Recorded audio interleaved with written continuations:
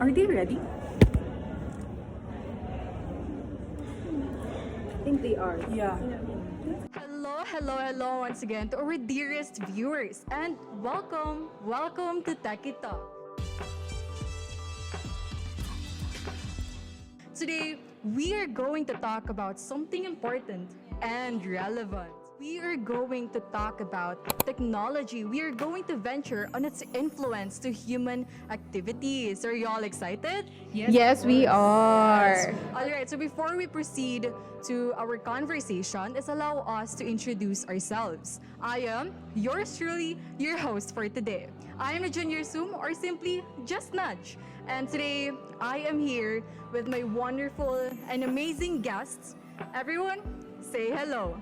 Hello, let me go first. I am Shabiha Amosaidin, by the way, and you can call me by what mostly people call me Shab, so we can get comfortable here. Okay. And I'm Janica Diamla. Hi, but Janica. Nika for short. Nika. And I am Nurhana Batungara, but you can just call me Hannah. And Hannah. I'm really excited to join this conversation Oh, today. and I assure you that your excitement will be worth it for this conversation. All right, so let us start this conversation with me asking, do you guys have social media accounts? Or wait, actually, let me scratch that question kasi silly me for asking such question in today's generation if you have social media accounts. All Yeah, right, of course, so we all have one, I think. yeah, Of course. exactly. That's very It is easy without a nowadays, doubt yeah. that surely in your phones right now you have 2 or more social Of media course, accounts. of course.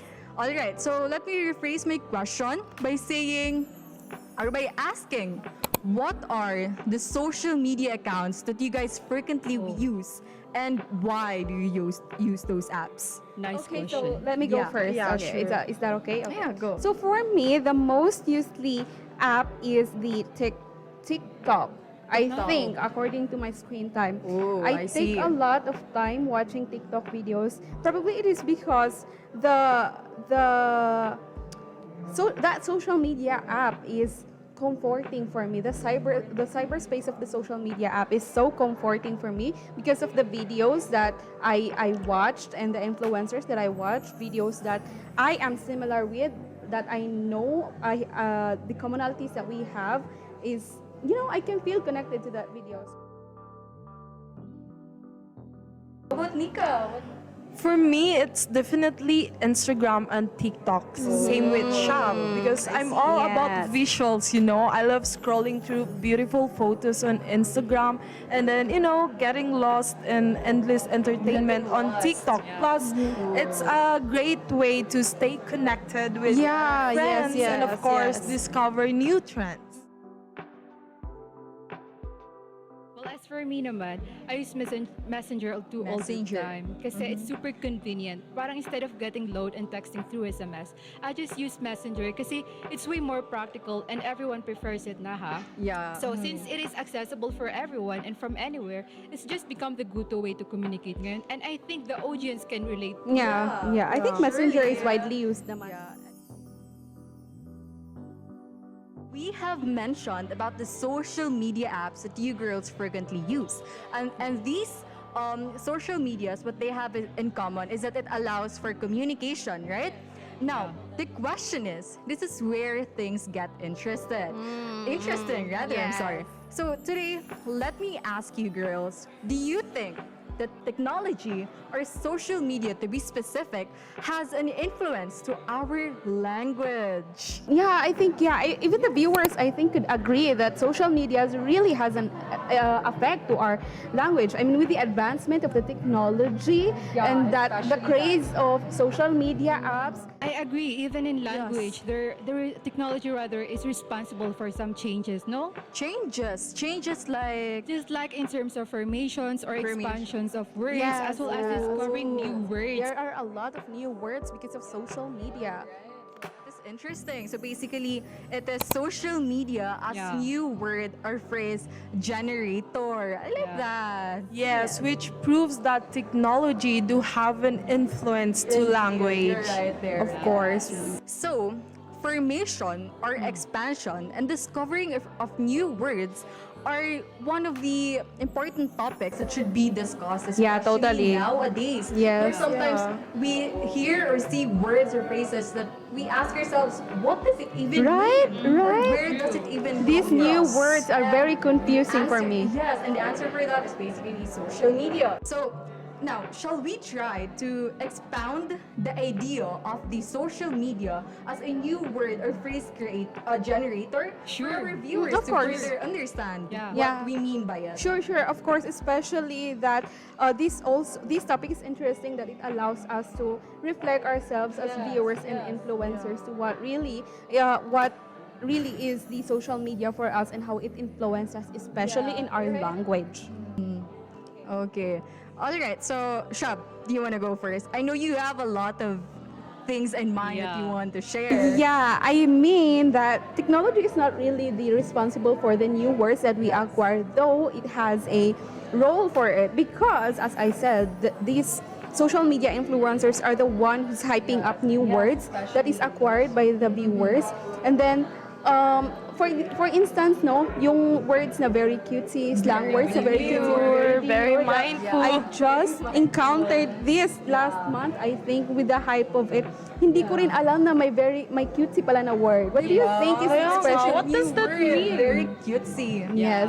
And Is I it similar to very cute? Because it sounds like cute. yeah, I think pinaarte lang nila yung cutesy. What I am saying to this is that social media, it really is a powerful tool for communication and innovation of new language.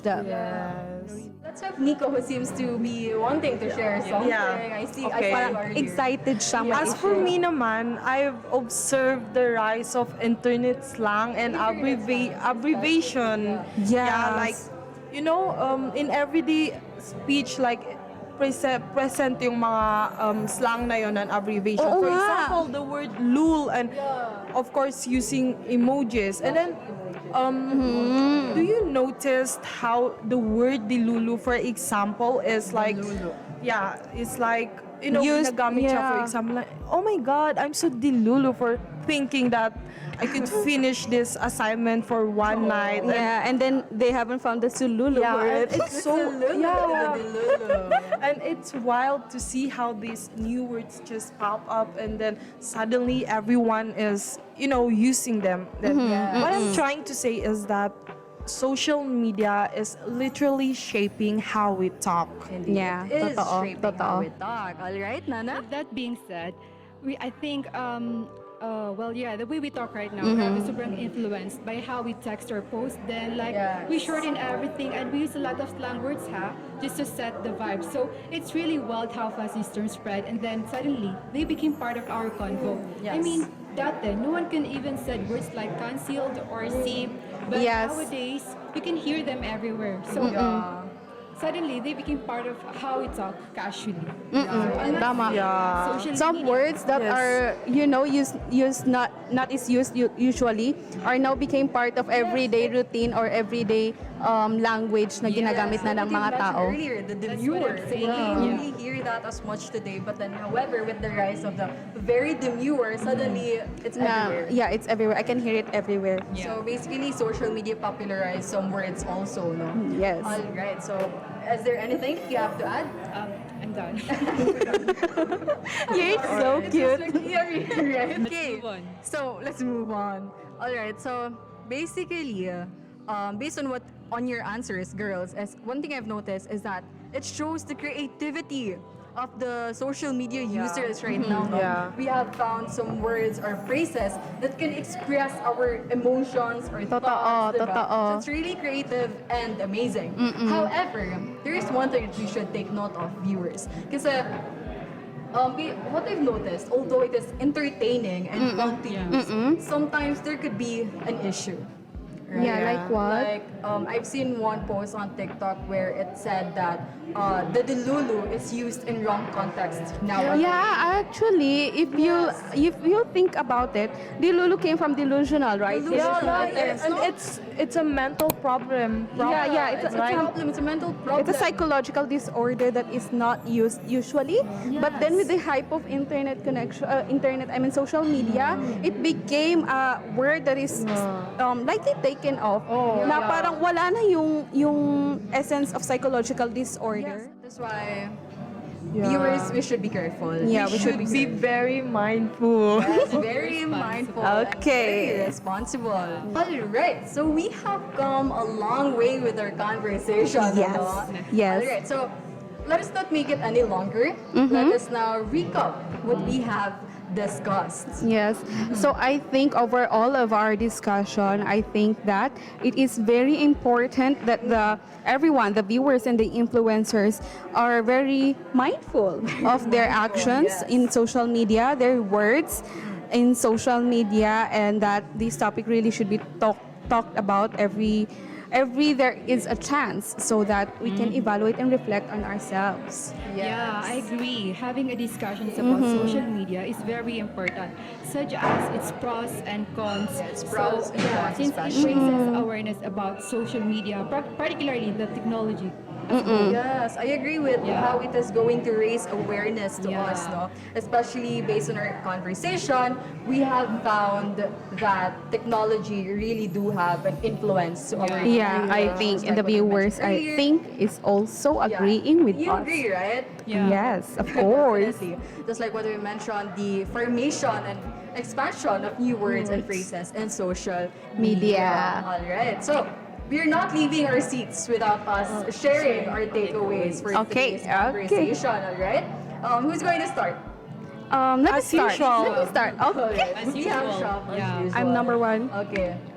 Okay, what I realize is that we should be really careful of Yes. our words, and that we should mind that these words that we let go in social media can have influence to others, Yes. and that some words should not be lightly taken off, because they really have deep meanings and context that they should not be removed. That though we normalize words, Yes, we should really still be careful with that, and let us also be responsible of how we use the technology, so that we know how to acquire, or what things should be acquired from it that is a good or a positive or negative side effects to us. All right. Alright. That is true. So, for me naman, I swear, my mind is kind of blown right now. Same. Me Like, we also. started talking about social media and phones, right? And then Yes. we ended up discussing how these two, social media and phones, are changing the way we talk. And then, for me, I realized that even it's fun to send memes, and then, sending memes, and Yes. then Sending memes. just Creating words, Yeah. creating Yeah. new words. I realized that nothing beats the real life hanging out, and then Yeah, like this. I like this one. it's Ha? much more better, We no? really interact with each other, and we have topics to talk about. A lot of topics to it's talk really about. Yes. We have fun. And then, for me naman, my biggest takeaways from today's conversation is realizing how much the technology itself is, shapes not the only we talk, but how we relate to one another. So it is clear and evident that social media is not just about an entertainment, but it also could lead to. It really shows that in which the technology. How we connect, Shapes. we have all become, and how the technology make us connected With each And other, yes. The language itself evolved with time. yeah. Yeah, I agree. So I agree with what you all have said, girls. Yeah. Thank you. Yeah, it was such an amazing. It was such an amazing thank you. Such an amazing takeaway. So I agree with you girls that we all are aware that technology, with its advancement, it has an impact Downfalls, to our lives. And downfalls. However, I think with our conversation today, it made me realize even more how much the impact of technology actually Yes, is. yes, Like, yeah. it could even, like what you have said, it can even form its own dictionary. You can say social media is powerful. Oo in nga. terms of its impact. Social media yes. made it so as for easy to pick up these terms easily, no? Yes. So that is why one thing we can advise our dearest viewers Yes. disciplined and responsible users of technology, especially social media, which is the latest craze nowadays. Yeah, so right? viewers, please be responsible please again. Every generation out there. Yeah, kasi Gen Z, hindi lang naman tayo yung parang nalulung sa social media. Like, Yes, ev- that's the term. even Even kids. the youngers. Yeah, Yes, even kids. definitely. Generation Alpha, no? Yes. That was one amazing conversation. I must agree. say. I agree. I am really thankful to you girls for being with me today as we discuss about the influence of You're welcome. technology. You're You're welcome. welcome, You Nudge. have really amazing insights that I'm pretty sure our viewers will definitely get Yeah. something. Yes. Alright, so yeah, thank you so much For Yeah. the interesting talk. Yes, really No interesting. big deal. Yeah. I feel like I can engage myself in that conversation earlier for more hours. Oh. I think should we extend our today's episode? Kasi surely, I think I'd love to as well. Girl, Alright. kalma. Yeah, we we all still do. have a lot of episodes to come. Yes, we yeah. still I think we have can lot of still episodes. talk a lot there. I'm so excited for Yeah, that. so dearest viewers, catch us on our next episode because surely we are going to talk about more interesting topics. Please comment down below all of your insights, your comments, and Yes. ideas that you want to share.